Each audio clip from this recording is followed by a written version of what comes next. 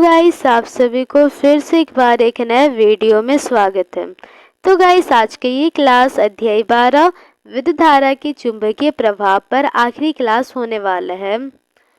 तो गाइस ये जो वीडियो है तो पार्ट 6 वीडियो होने वाला है इस अध्याय पर। तो गाइस अगर आप लोगों ने पार्ट 1, पार्ट 2, पार्ट 3, पार्ट 4 और पार्ट 5 का वीडियो नहीं देखा तो सबसे पहले उसको जाकर देखिए, जिसका लिंक डिस्क्रिप्शन में दिया गया है। तो गाइस आज की इस क्लास में हम लोग घरेलू परिपथ के विषय में पढ़ने वाले हैं। तो गाइस चलिए आज की इस क्लास को शुरू करते हैं। तो गाइस देखिए घरेलू परिपथ में क्या होता है, पहले इसको समझते हैं। तो गाइस पावर हाउस से हमारे घर तक क्या होता है, बिजली आता है। तो गाइस वो बिजली तार के माध्यम से आता है और गाइस वो बिजली गाइस दो तार में आता है। कौन कौन से तार है वो, एक तो गाइस लाल रंग का तार होता है, दूसरा काला रंग का तार होता है। तो गाइस काला रंग का तार का यही मतलब है कि जो तार रहेगा तो उसका आवरण, देखिए इसको समझिएगा, इस प्रकार का गाइस तार रहता है और इसके ऊपर आवरण चढ़ा हुआ रहता है। और ये गाइस जो आवरण होता है तो वो जरूरी होता है, क्योंकि यही आवरण क्या करता है, इस तार को पानी, हवा, तो वो सब से बचाए रखता है। तो गाइस काले तार का मतलब क्या है कि काला आवरण उस तार पर चढ़ा हुआ है, और लाल तार का मतलब यही है कि लाल आवरण उस तार पर चढ़ा गया है। तो गाइस देखिए जो तार है इसको गाइस हम लोग मुख्य तार कहते हैं। क्या कहते हैं, मुख्य तार। मुख्य तार। तो गाइस जो मुख्य तार होते हैं तो उससे होते हुए पावर हाउस से बिजली हमारे घर तक आता है। तो पहले घर के मीटर में आएगा, फिर गैस मीटर से होता हुआ किस में जाएगा, देखिए यहाँ पर भी दोनों ही तार को दिखाया गया है, लाल तार और काला तार दोनों को ही। तो फिर गैस ये दोनों तार किस में जाएगा, ये दोनों ही तार फ्यूज में जाएगा, मुख्य फ्यूज में। फिर गैस फ्यूज से होता हुआ किस में जाएगा, स्विच बोर्ड में जाएगा, जिसमें काफ़ी सारे स्विच वगैरह रहते हैं, जिसको ऑन करने के बाद गाइस पंखा, टीवी तो वो सब ऑन होते हैं। तो फिर ये फ्यूज से होता हुआ किस में जाएगा, स्विच बोर्ड में जाएगा। फिर गाइस ये स्विच बोर्ड से होता हुआ किस में जाएगा, या तो गाइस पंखा में जाएगा, देखिए यहाँ पर या तो पंखा में जाएगा, या तो बल्ब में जाएगा, या तो टीवी में जाएगा, तो ऐसा जाता है। तो गाइस फिर इसको समझिए, चलिए इसको बाद में समझते, पहले हम लोग पढ़ लेते हैं क्या क्या लिखा है नीचे में। तो देखिए गाइस विद्युत धारा की दिशा, तो इसमें बताया गया है कि जो घरेलू परिपथ है तो उसमें विद्युत धारा का दिशा कहाँ से किधर जाता है। तो फिर देखिए गाइस मुख्य तार, तो मुख्य तार कहाँ से आएगा गाइस, पावर हाउस से आएगा, जहाँ पर बिजली वगैरह सप्लाई होता है, बनता है। तो देखिए फिर यही मुख्य तार से होता हुआ किस में जाएगा, देखिए ये जो गाइस मुख्य तार है तो ये मुख्य तार किससे आता है, तो गाइस ये विद्युत खंभों से आता है या फिर भूमिगत केबलों से आता है। तो बहुत सारे शहरों में क्या होता है, जमीन के नीचे से विद्युत धारा का जो तार है, मुख्य तार, तो उसको घरों तक पहुंचाया जाता है। फिर देखिए गाइस ये तो भूमिगत केबलों या फिर विद्युत खंभों से आता है ये मुख्य तार। फिर ये मुख्य तार हमारे घरों में आने के बाद मीटर बोर्ड में जाता है। फिर मीटर बोर्ड में क्या क्या होता है, एक तो मीटर रहेगा और दूसरा मुख्य फ्यूज रहेगा। तो ये दोनों से ही होता हुआ फिर जाएगा स्विच बोर्ड में, देखिए यहाँ पर लिखा गया है स्विच बोर्ड में जाएगा। फिर गाइस स्विच बोर्ड से होता हुआ कहाँ पर जाएगा, विभिन्न विद्युत साधित्रों में, जैसे पंखा हो गया, फिर टीवी वगैरह, तो ये सब में चल जाता है विद्युत धारा। तो यहाँ पर देखिए क्या लिखा है, पावर हाउस से विद्युत धारा विद्युत खंभों या भूमिगत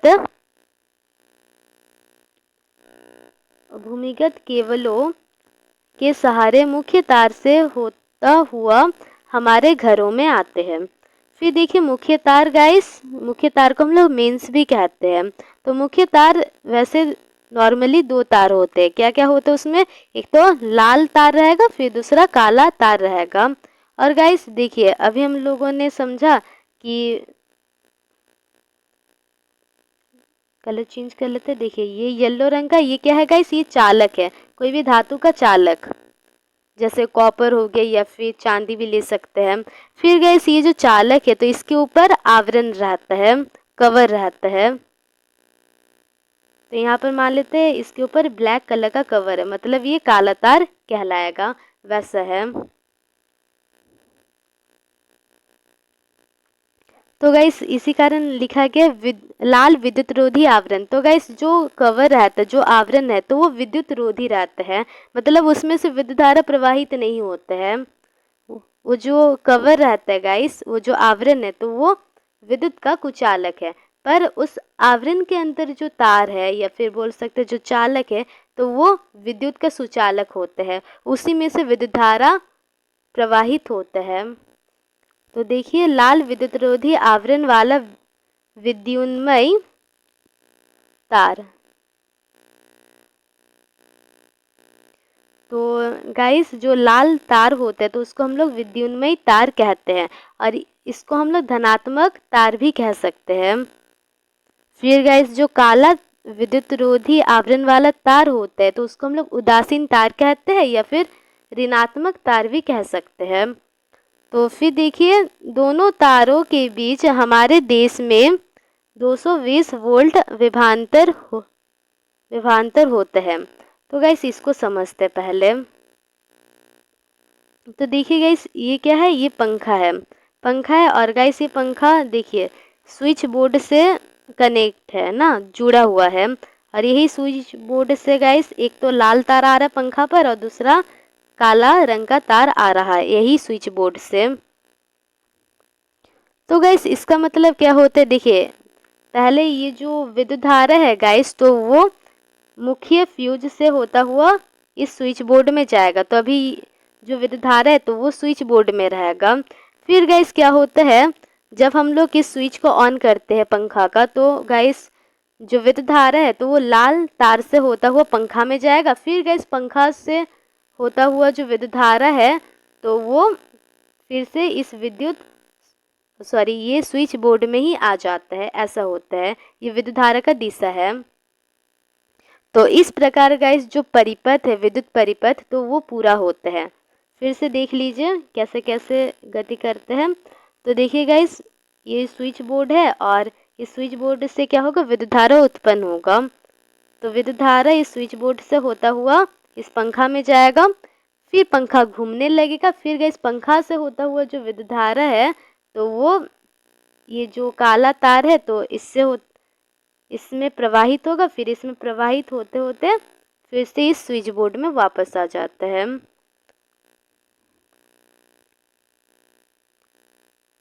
तो गाइस देखिए वही बताया गया है, ये जो काला तार और ये जो लाल तार है, तो देखिए अगर हम लोग इसमें देखेंगे स्विच बोर्ड में, और गाइस ये वाला तार एक पंखा से जुड़ा हुआ था और ये वाला तार एक, तो देखिए ये स्विच बोर्ड का एक सिरा है, ये दूसरा सिरा है। तो दोनों सिरे में जो विभवांतर उत्पन्न हो रहा है, या फिर बोल सकते हैं काला तार और लाल तार में जो विभवांतर उत्पन्न हो रहा है तो वो 220 वोल्ट है। फिर देखिए क्या लिखा है, लाल तथा काला तार घर में मीटर बोर्ड में मीटर तथा मुख्य फ्यूज से होते हुए स्विच बोर्ड में जाता है, फिर विभिन्न परिपथों में विद्युत आपूर्ति करती है। तो देखिए परिपथ का यहाँ पर क्या मतलब है, तो देखिए ये स्विच बोर्ड से होता हुआ एक लाल तार आया, दूसरा क्या गाइस वही पंखा से होता हुआ या फिर बोल सकते स्विच बोर्ड से होता हुआ दूसरा काला तार आया। तो गाइस ये एक परिपथ कंप्लीट कर रहा है। परिपथ किसको कहते हैं, देखिए ये एक बंद वक्र का निर्माण कर रहा है, तो इसको हम लोग परिपथ कहेंगे। इसमें से क्या होगा, विद्युत धारा प्रवाहित होगा, पहले इस स्विच बोर्ड से पंखा में जाएगा, फिर पंखा से फिर से इस स्विच बोर्ड में आ जाता है काला तार से होता हुआ, तो ये परिपथ बन गया। फिर गाइस अगर हम लोग बल्ब का देखेंगे तो बल्ब में भी क्या हो रहा है, परिपथ बन जा रहा है। कैसे, तो देखिए यहाँ पर, तो देखिए गाइस यहाँ से ये वाला स्विच से होता हुआ जो लाल तार है तो गाइस वो बल्ब में गया। फिर गाइस ये बल्ब से होता हुआ जो काला तार है, फिर देखिए ये काला तार आया, फिर ये काला तार किस में चल गया, स्विच बोर्ड में। तो गाइस यहाँ पर भी हमें देखने को मिल रहा है कि एक बंद परिपथ का निर्माण होता है। और बंद परिपथ में क्या होता है गाइस, विद्युत धारा एक जगह से दूसरे जगह जाता है, एक सिरा से दूसरे सिरा में जाता है।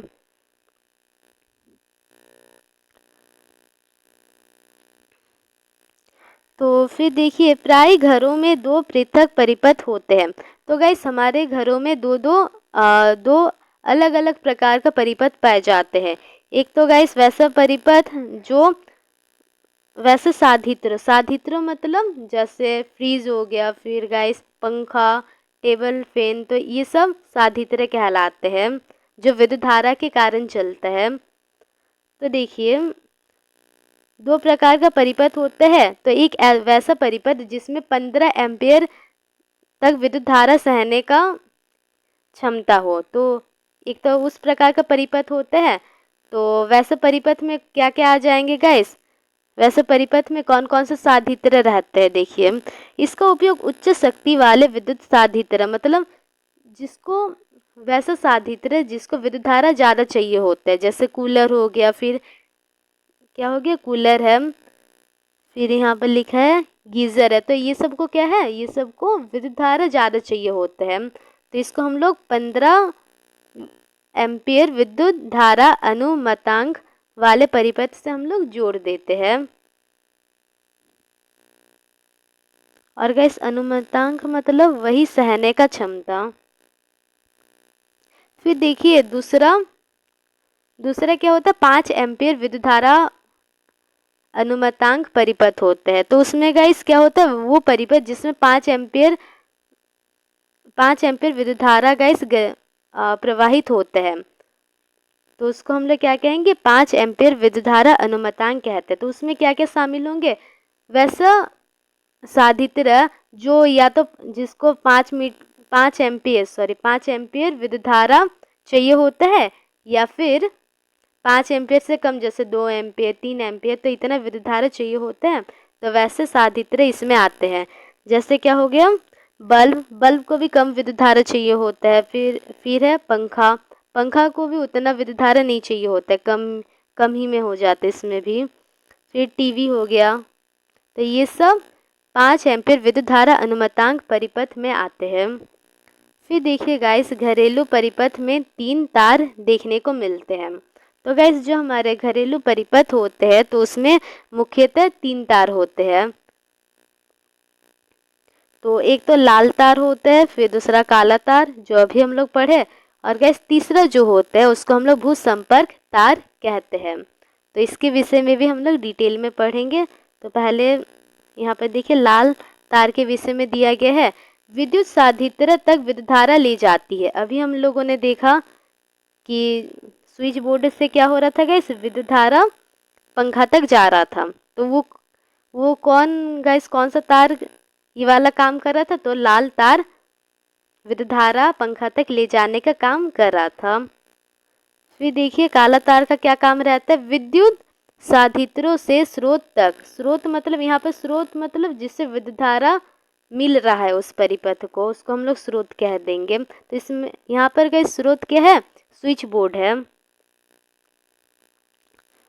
तो काला तार क्या कर रहा था, वो जो पंखा है, तो पंखा से फिर से स्विच बोर्ड तक क्या कर रहा था, विद्युत धारा ला रहा था। तो वही काला तार का वही काम रहता है, साधित्रों से स्रोत तक वापस विद्युत धारा को लाना। तो गाइस अभी हम लोग भू संपर्क तार के विषय में पढ़ेंगे। तो देखिए भू संपर्क तार, तो ये क्या होता है, भू संपर्क तार की पहचान हरा विद्युतरोधी आवरण होता है। तो गाइस जो भू संपर्क तार होते हैं तो उसको हम लोग कैसे पहचान सकते हैं, तो गाइस उस तार के ऊपर हरा रंग का आवरण पाया जाता है, तो उसको हम लोग भू संपर्क तार बोल देंगे। फिर देखिए घर के निकट भूमि के भीतर बहुत गहराई पर स्थित धातु की प्लेट से संयोजित होती है। तो गाइस इसको हम लोग फिर से उस चित्र को निकालते हैं। तो देखिए गाइस ये जैसे स्विच बोर्ड है, तो गाइस यहाँ पर 3 पिन वाला क्या है, ये बोर्ड है।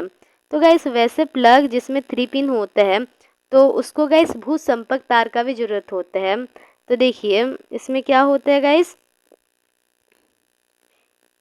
इसमें गाइस एक पिन तो लाल तार के लिए होता है, दूसरा पिन होता है काला तार के लिए, और गैस जो तीसरा पिन होता है तो वो भूसंपर्क तार के लिए होता है। और ये भूसंपर्क तार क्या होते हैं, नीचे बहुत गहराई पर भूमि के नीचे क्या होता है, धातु की एक प्लेट से जुड़ा हुआ रहता है, और ये धातु का प्लेट होता है भूमि के नीचे। इसको हम लोग कौन से कलर से बनाए, देखिए ये मान लेते हैं ये भूमि है, तो भूमि के नीचे ये क्या है, धातु का प्लेट है, ऐसे मान ले रहे हैं। तो फिर देखिए इतना तो समझ में आ गया होगा। तो इसका उपयोग कहाँ कहाँ होता है भूसंपर्क तार का, मतलब वैसे कौन कौन से साधित्र है जिसको चलाने के लिए भूसंपर्क तार का जरूरत पड़ेगा। तो देखिए एक तो विद्युत इस्त्री, फिर है विद्युत टोस्टर, फिर मेज का पंखा, टेबल फैन जिसको कहते हैं, फिर है रेफ्रिजरेटर आदि। तो ये सब के लिए किसका उपयोग होता है, भूसंपर्क तार का। तो फिर गए इस भूसंपर्क तार, हम लोग भूसंपर्क तार की विशेषता को पढ़ते हैं, मतलब उसका काम क्या रहता है, तो उसको देखते हैं। तो पहले हम लोग ड्राइंग के माध्यम से समझ लेते हैं, फिर हम लोग उसको पढ़ेंगे जो लिखा गया है।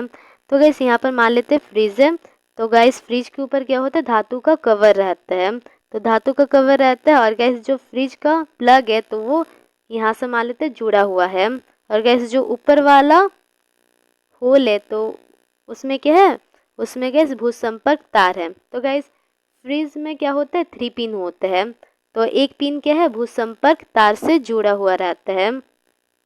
और हम लोग क्या कर देते हैं, रुकिए पर तार बना देते जो फ्रिज से कनेक्ट है।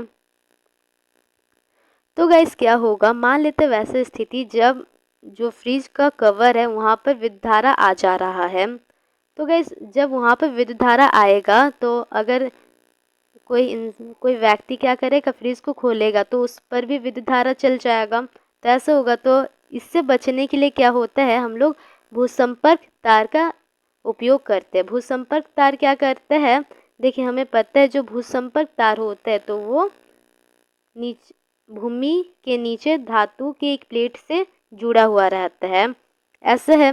तो देखिए क्या होता है, इस भूसंपर्क तार के वजह से जो फ्रिज का विभव है तो वो नीचे या फिर बोल सकते हैं भूमि के या फिर इस पृथ्वी के विभव के बराबर हो जाता है। तो जब विभव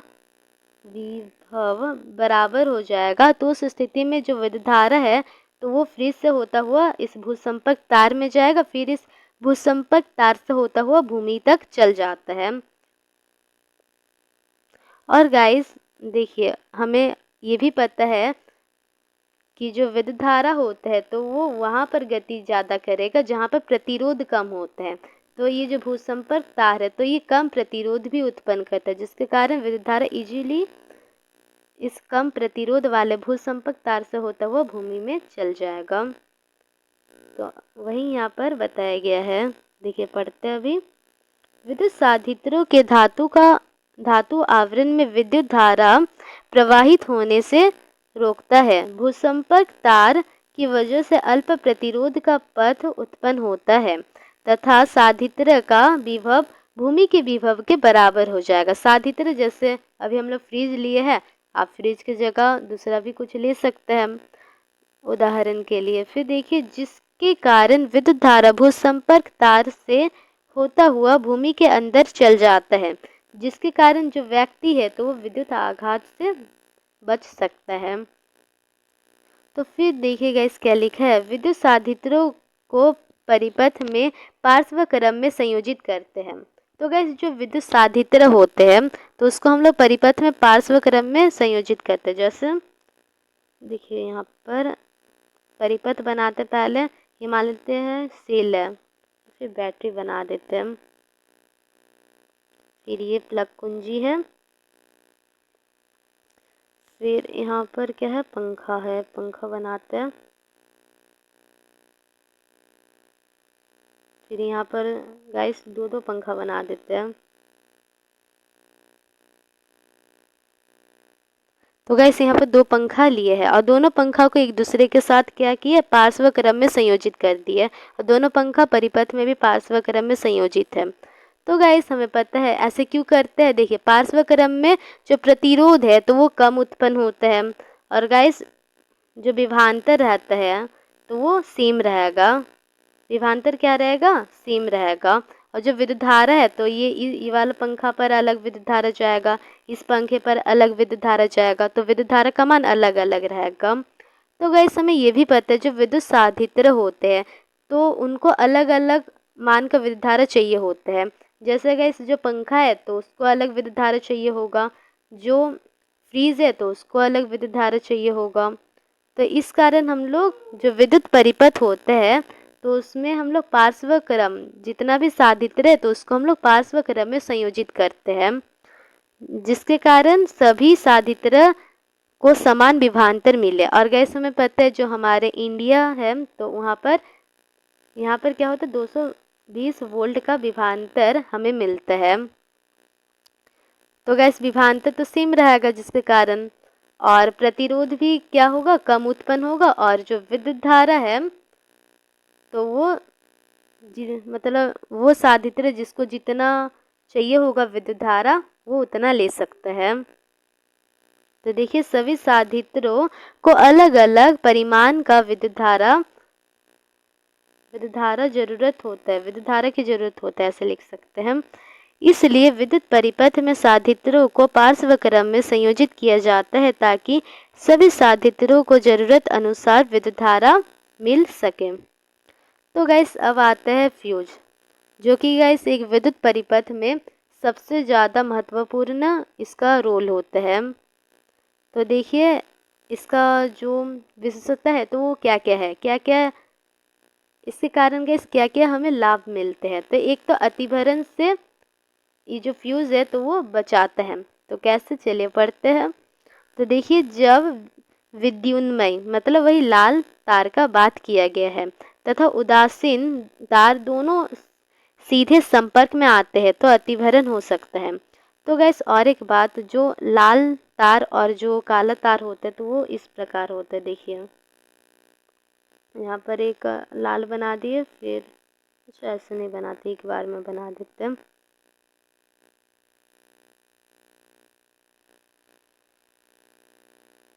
तो वैसे ये लाल तार बन गया और फिर काला तार इस प्रकार रहेगा लाल तार के ऊपर। तो इस प्रकार का इस रहता है। मान लेते गए ये जो काला तार का जो आवरण है तो ये थोड़ा खराब हो जाएगा और गाइस ये लाल तार का भी जो आवरण है ऊपर का जो कवर है तो वो भी क्या होगा, खराब हो जाए।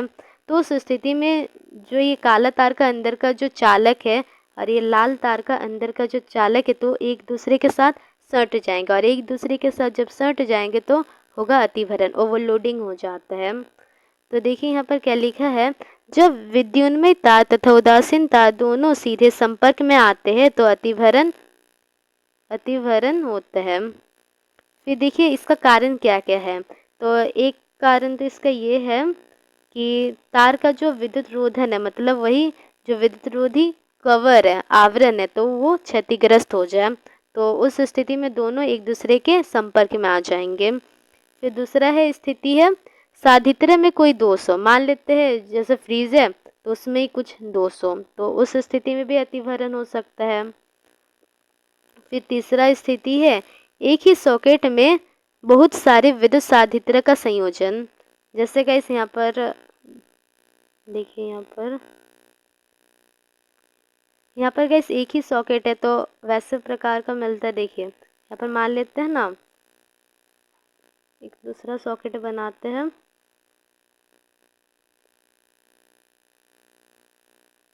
तो गाइस ये बन गया और गाइस इस प्रकार का एक बोर्ड मिलता है जहाँ पर बहुत सारा क्या होता है,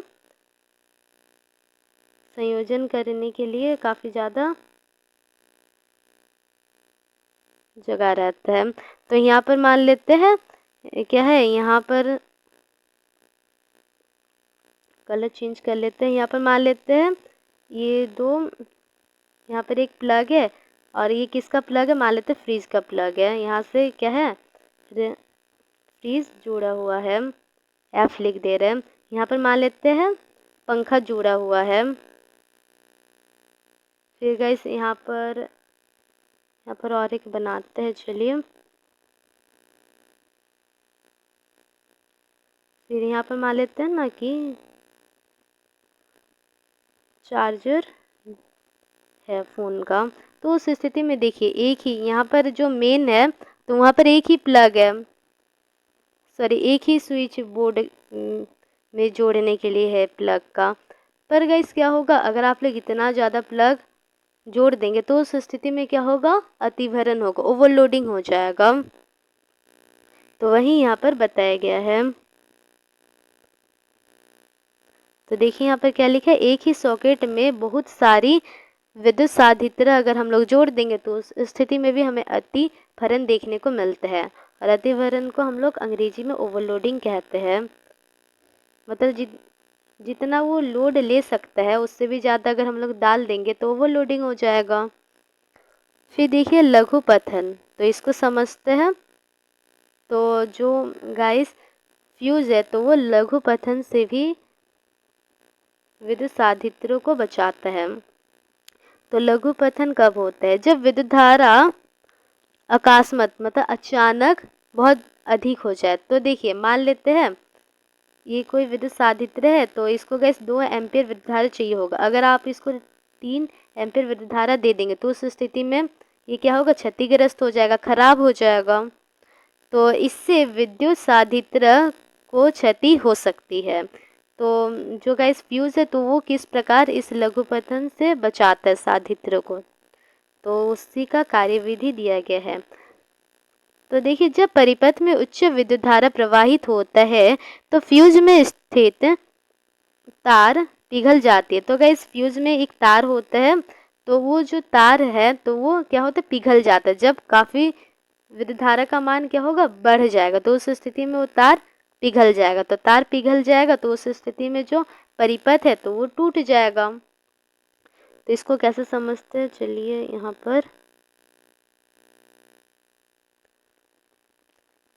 यहाँ पर देखते हैं ना। यहाँ पर गैस मान लेते हैं एक फ्यूज़ है इसी स्विच बोर्ड में। तो गैस ये तार क्या होगा, इस फ्यूज़ से होता हुआ इस स्विच बोर्ड में आएगा। जो काला तार है, बल्ब वाले एग्जाम्पल लेते हैं ना। तो देखिए जो बल्ब वाला काला तार है तो ये फ्यूज़ से होता हुआ इस स्विच बोर्ड में आएगा, इस प्रकार आएगा। और गैस जो काला तार है तो वो भी गैस क्या होगा, इस फ्यूज़ से ही जुड़ा हुआ रहेगा, जो लाल तार है। तो उस स्थिति में देखिए ये परिपथ क्या था, पहले बंद परिपथ था। और यहाँ पर मान लेते जो फ्यूज़ है गाइस तो वही खराब हो गया। तो फ्यूज़ खराब हो गया तो यहाँ पर क्या हो जाएगा, गैप बन जाएगा यहाँ पर। तो यहाँ पर गैप बन जाएगा। तो गाइस गैप बनने के कारण क्या होगा कि जो परिपथ है तो वो अभी बंद नहीं रहेगा। और जब परिपथ बंद नहीं रहेगा तो क्या होता है, परिपथ बंद नहीं रहने से विद्युत धारा बल्ब तक नहीं जा पाएगा। और जब बल्ब तक नहीं जाएगा तो बल्ब गैस खराब नहीं होगा। तो यही काम रहता है किसका, फ्यूज का। और गैस इस फ्यूज से काफ़ी दूसरे साधित्र भी जुड़े हुए रहते हैं। तो गाइस इसी के साथ आपका जो ये वाला चैप्टर है तो वो समाप्त होता है। तो गाइस अगर आपको ये वीडियो अच्छा लगा तो इस वीडियो को लाइक कर दीजिए और ऐसे वीडियोस के लिए चैनल को भी सब्सक्राइब कर लीजिए।